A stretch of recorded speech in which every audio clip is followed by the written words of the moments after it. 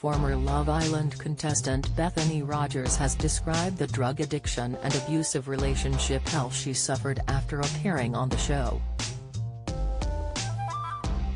The 27-year-old appeared on the first series of ITV's hit dating program in 2015, where she was portrayed as an aggressive monster almost from the start, following an early altercation with a fellow female contestant.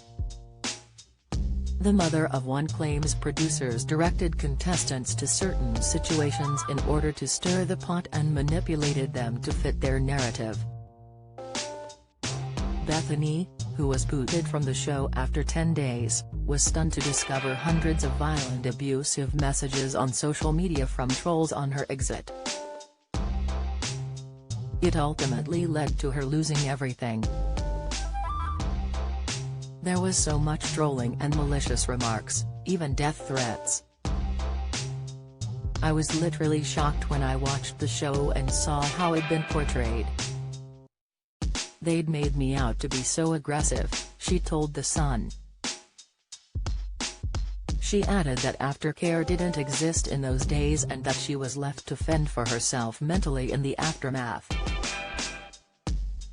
Even old school friends who I hadn't spoke to in years, or people I didn't even know, were writing detrimental things about me that affected my mental health, Bethany continued. I know I have a big heart. I'm not evil. I'm not nasty. I've got a lot of love to give. I'm not this monster that they made me out to be. I'm certainly not a bully. I just felt so betrayed by the whole scenario. I was still only a teenager.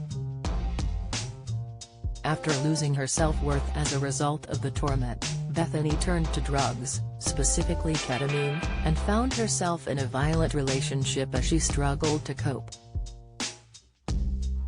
She was later accused, but subsequently acquitted, of money laundering in a court case that spanned 4 years, which has only recently concluded. Bethany was also given an absolute discharge on one remaining count of possessing 134 milligrams of ketamine, which her lawyer said should have been dealt with via a caution years ago. Prior to entering Cosa Amor, she worked as a dancer, performer and fire breather in and around Leeds before being contacted on Facebook about appearing on a new show. 7 years on from that appearance, Bethany has now decided to speak up about her ordeal, revealing that as a late arrival on the show, producers ordered her to stir up trouble. She claims she was thrust onto the set late at night when all the early contestants were intoxicated. Describing chaos throughout the villa, Bethany said one contestant had thrown up all over herself, whilst another approached her and had a go at her, which got her defenses up. What doesn't add up for Bethany, however, is the fact that after leaving on good terms, having generally got on well with everyone, all footage that producers aired of her was negative and aggressive.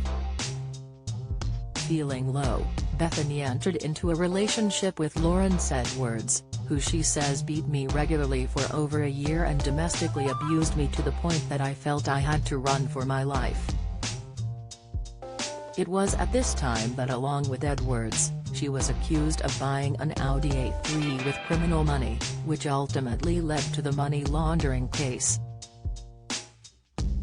As her problems escalated, despite having evidence of being beaten black and blue by Edwards, Bethany chose not to press charges against him out of the fear for her own safety. She managed to escape the relationship soon afterwards, however. With the date in court looming and a feeling of isolation, she then turned to ketamine as a coping mechanism.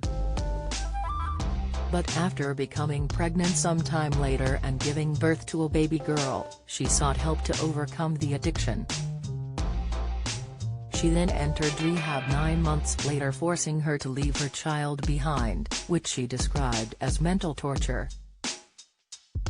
things finally began to improve for the former Miss Leeds in 2020 when charges against her were dropped.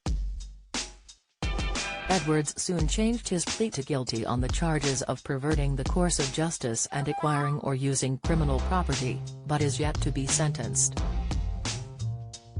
Bethany, meanwhile, now studies psychology at university and aims to help others who have experienced similar traumas.